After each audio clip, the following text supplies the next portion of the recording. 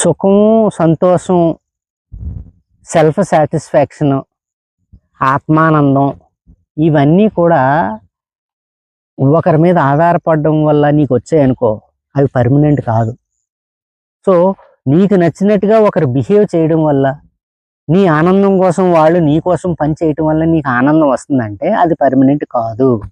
నీ ఆనందం నీలోనే వెతుక్కోవాలి, నువ్వు చేసే పనిలో వెతుక్కోవాలి.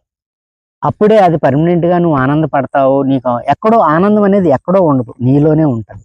అది ఎప్పుడు ఉంటుందంటే, ఒక పని నువ్వు చేస్తూ ఉన్నప్పుడు అది బోర్ కొట్టిందంటే అది నీ కప్ ఆఫ్ టీ కాదు. నీకు బోర్ కొట్టిందంటే నీ మనసు అందులో లేదని అర్థం.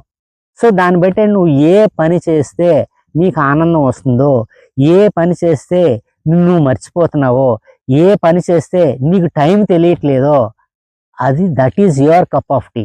అందులో నీ ఆనందం డెఫినెట్గా దొరుకుతుంది.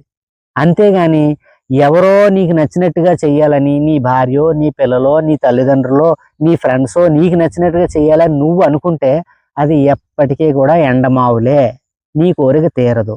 సో నీ ఆనందం నీలో వెతుక్కోవడం కోసం నువ్వేం చేయాలనేది ఆలోచించుకుంటే మంచిది. So please don't depend on anybody else for your satisfaction, for your happiness. Okay, bye.